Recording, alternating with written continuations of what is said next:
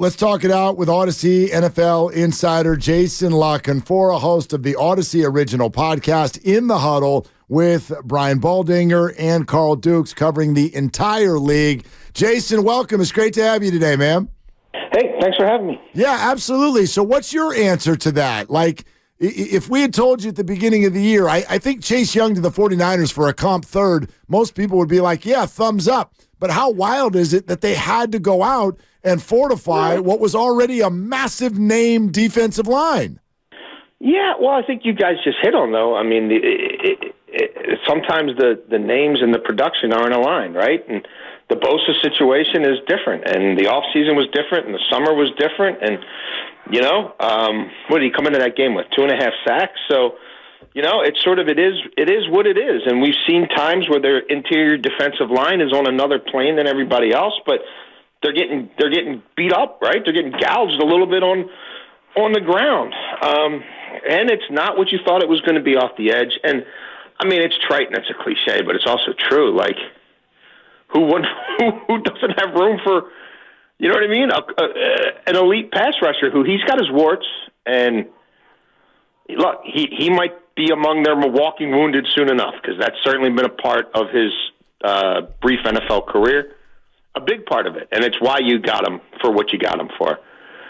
But when he's available, he can win up front. I mean, he can win one-on-one battles. He's someone that even if he's in a funk, everybody's aware of him when he's on the field. He's an athletic freak. He has incredible ability, and there you can look at his pressure rates, you can look at his win rates, and it's elite. Freelancing and this or that. I mean, whatever.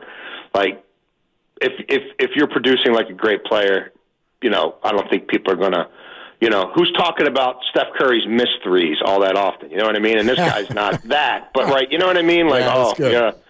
I don't know. Like, that stuff, I'm kind of like, whatever, man.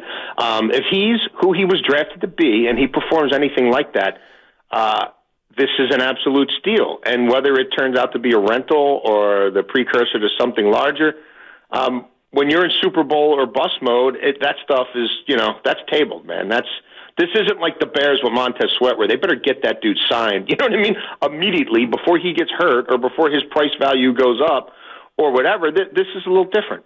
This is to try to win with this guy right bleeping now, because that's all that matters. And if they didn't do it, somebody else would have done it. And I'm actually surprised that the price was that low, because I'm surprised more people didn't do it. Like, honestly, if I'm Seattle, and I get it, they're different positions, but we're still talking D-line, what would you rather have? Would you rather have Chase Young for this, or would you rather have Leonard Williams for that? I'd rather Chase Young for this.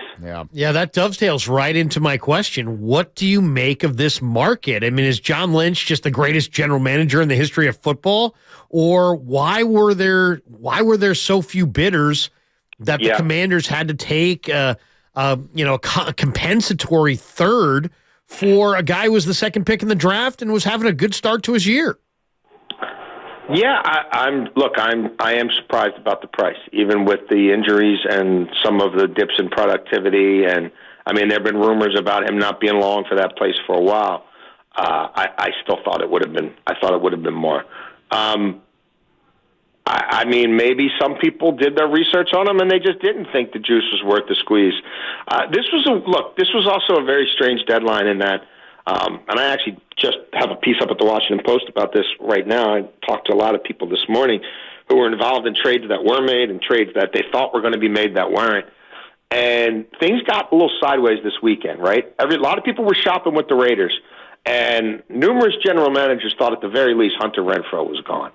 And then, the owner decides at some point over the weekend he's probably going to fire these guys no matter what. And as of Monday afternoon, lines of communication are shut down, and people are having a difficult time figuring out, hey, do we have a deal? Don't we have a deal? Who's in charge there?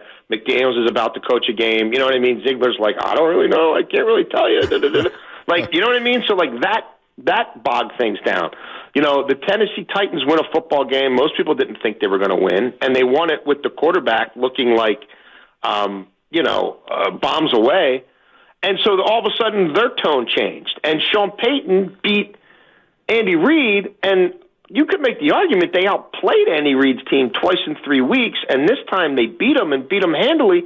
And they went from saying, whispering, hey, 2 1s and something else for Surtain, to not returning phone calls, to kind of changing their tune, you know what I mean, and saying, yeah, like, it's going to be, you're going to have to give us the moon and the stars for Surtain, and we really don't want to trade Simmons anymore either. And, like, so there was a lot of sort of about face and a lot of things going on. And then there are also some front offices that are incompetent, like the Chicago Bears, who wait until the last minute to say, in the middle of the night, send out, correspondence to other teams saying, oh, yeah, this player is now available, and you can start contacting the agent without worrying about tampering. And they're like, well, that would have been great to know 24 hours ago, not 12 hours before the deadline. So, you had that going on. You had the Giants, right, not restructuring certain contracts well beforehand, and getting players down to the minimum who you want to trade so that it's easier to acquire them at the deadline, so that both teams aren't left holding the bag. Adoree Jackson. So I think it was a confluence of a lot of events. Some GMs not really having the balls, frankly, to talk to their owner and tell them how dire it is, and to make sure that the owner's on board, a week or 5 days or 3 days before the deadline, not having to run back and forth and see what mommy and daddy think of this and mommy and daddy think of that. Like, time is of the essence, especially when we get to Monday. And especially with 2 teams who are active at the deadline, or at least had intentions of being, are playing a football game that night. So I think all that probably has something to do with why we didn't see more in general. But there was certainly no shortage of conversation. Audacy NFL insider Jason La Canfora with us here on 95.7 The Game. Jason, can we dive a little deeper into that Chase Young situation on the field, off the field? Is it a little bit of both? Like, what do you hear about Chase Young's character? I mean, it depends who you talk to. I don't think Chase Young is a bad person. I think Chase Young. I think you also have to look at like what he was drafted into. He's drafted in to become the face of that franchise at a time when the Dan Snyder stuff is really hitting the fan. And Ron Rivera is put in charge of a whole lot of stuff that he has no business being in charge of. Ron Rivera should be a defensive coordinator at this point in time, I guess. But certainly running every aspect of football operations didn't make a lot of sense. And then, there's injury concerns. And they've mismanaged so many careers there. And I covered that team for 5 years. And, under that previous owner. And, like, you tell me what went right. You know what I mean? They effed the RG3 thing up after 1 year. So it's hard for me not to look at it through that lens. Like, everything was jaundiced there. You had routinely people put in positions of authority they had no right being in. You had an owner who would play favorites, who was a lunatic, who'd be your best buddy one day and hate your guts the next, and meddling in things he shouldn't be meddling in, and cultivating personal relationships he shouldn't be. I don't know, man. It's hard to take a lot of stuff seriously when that's who you are. Like, it's a joke franchise, and you're kind of the face of it. And then you have some injuries, and I'm sure he has opinions about how he was used at times. And like, who's looking at Jack Del Rio? Like, why is Jack Del Rio running an NFL defense in 2023? And furthermore, like, why does he seemingly have a job for life under Ron Rivera? Like, what's that all about? Like, how about selling low on that kid without ever seeing anybody else have a chance to work with him other than Jack Del Rio, who, come on. Like, all that talent and nobody puts it together? Even the guys they paid, like Deron Payne and Jonathan Allen, they're not producing like they were at times 2 years ago. So I don't know, man. Like, no, I don't think he's a problem. I don't think he's going to be a locker room cancer or anything like that.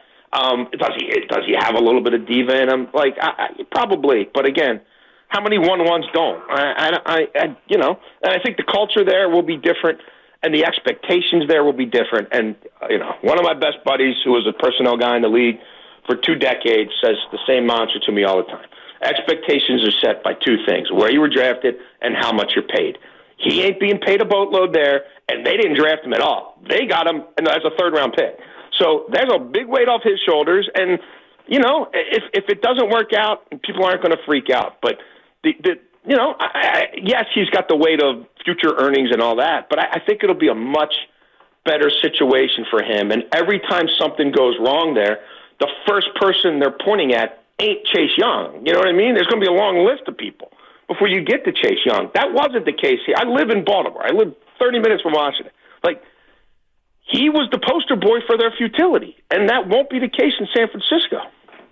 Jace, the Niners got off to that 5-0 start, right? And they were looking good, and they're riding high. They had just 2 giveaways and 0 picks in the first 5 games. Now they've had 7 giveaways and 5 picks in the past 3 games, and 4 of those interceptions came in the opponent's territory. Where are you on Brock Purdy? Were you a believer in what you saw at the last year and this year? Were you skeptical? Has the league adjusted? What are you seeing? What are you hearing? He had arguably the greatest group of talent around him of any quarterback in the league, especially when you factor in, a left tackle who performs at a Hall of Fame level. And then he didn't. And he that's it. I mean, I think the most important person on their offense from like a DVOA or EPA perspective, whatever sort of metric you like to look at the holistic, efficiency of a unit in its totality, in this case, the 49ers offense. If you were to take one element out of it to most deflate it, I think it's Trent Williams. And then you have Debo on top of it, who you look at their yards per play, you look at any metric with him and McCaffrey on the field versus one of them not on the field versus, God forbid, both of them not on the field. It's 2 different offenses. So, and then on top of that, he's concussed, and now guess what? Now you got to go out there and win some games for his son. It ain't about, complete 70% of your passes, throw for 215, and just don't bleep it up in the red zone and we'll be fine. Oh, yeah, and we're going to roll to 30 points, you know what I mean, even if we just run the ball because we got, Trent.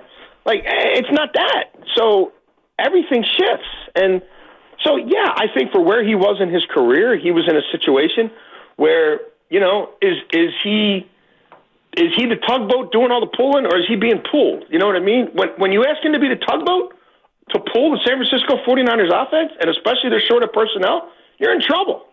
You better hope the defense is at their best. Wait a minute. Oh, wait, what? Huh? The defense now just looks average? Well, then, yeah.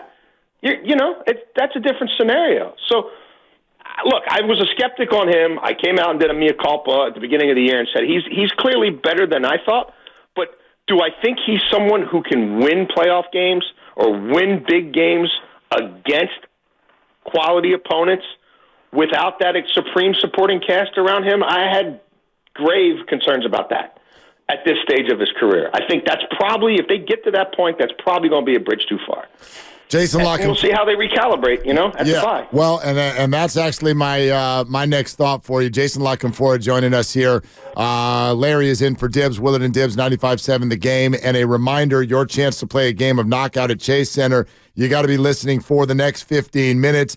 There will be a question for you about something said on this show. It could be from the remainder of this conversation with Jason. So you are going to want to be locked in right now and listen for the sounder when you hear it. That'll be your opportunity to win your way into Chase and play Knockout. So, Jason, we were talking about this earlier. Based on everything you just said, the defense looks average, and maybe Brock Purdy can't pull the tugboat on his own. Yet, Vegas and many others are clearly still saying they absolutely believe the 49ers are going to figure it out because they remain one of, if not the, favorite to win the Super Bowl. What is your confidence in whatever form, however it comes, that the Niners are going to figure this out? Well, I would take the field over any team because are you watching football these days? Yeah. Like, who's the super team? Like the Chiefs. I mean, we're sitting here, we're talking about the Chiefs' offensive inefficiency and who makes plays in the red zone. You know what I mean? And Patrick Mahomes going through a turnover funk and a decision-making funk. Look, I tell me who's playing. You know what I mean? Tell me how many more games they're like. I know Trent Williams in his career, right? When things kind of start breaking down, it tends to snowball. Is that going to happen, or you know what I mean? Is he going to be good? For me, it all kind of starts there. They're clearly a very good football team. Do I think they're unequivocally, for me, the Super Bowl favorite? No. I don't think there's a ton separating them from the Eagles, from the Lions. Trying to think in that. I mean, there's nobody in the NFC South, right? I mean, I'm trying to think if I'm missing anybody. No. Like, Lions. That's kind of it. Lions, Seahawks. Cowboys, I never buy the Cowboys. Like, the Cowboys beat bad teams, but that's all they do. So, yeah, I mean, those three teams for me are the cream out there. Maybe Seattle. I'm not quite buying that yet. I don't buy Geno personally. I mean, I don't know that he's a guy who's going to win you playoff games. We'll see. But yeah, I'd have a hard time picking between them. Personally, I kind of like the Lions, but they look good. They look good, and Goff's playing the best ball of his career. I got to ask you about the Niner run D. Under DeMeco Ryans a year ago, they had the best run D in football. Mm-hmm. And now this year they're giving up. I think they're 24th in yards per game. They're 27th in yards per carry over the past 3 weeks. And then I look at Steve Wilks, and I like Steve Wilks as a guy. But Jason, since 1996, Steve Wilks has had 16 different stops along the route and probably about 20 to 22 different jobs. Is that a concern? I mean, what do you know about Wilks as a defensive coordinator? I like Steve Wilks. Yeah, I mean, look, I think Steve Wilks did a hell of a job in Carolina last year, and really, I think I don't know what more he could have done to get that job.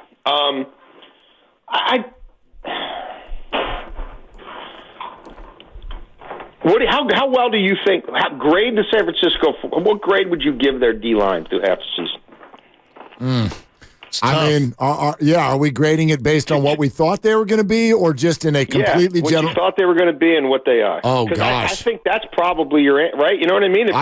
If you would give them an A and this is what it looks like, then I'd say the coaches. You know what I mean? Then okay, but like, I don't know. Like, how well do you think they've played? Because I don't think his run fits or his scheme. You know what I mean? Is going to undermine their ability to wreak havoc at the line of scrimmage.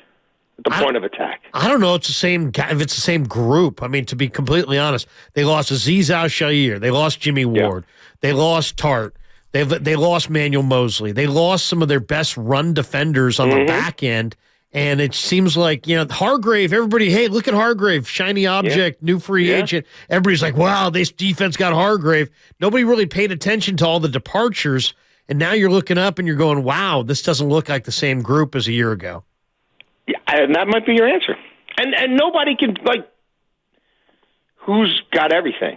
Nobody. That's why there were so many teams that are pissed off right now that this owner or this GM didn't have their stuff together enough for me to make that trade. So I don't know. You know what I mean? I don't know that it's what it was. And now you add a Chase Young, and are they going to be able to pin their ears back even more? And you know what I mean? Disrupt the passing game to the point where who cares?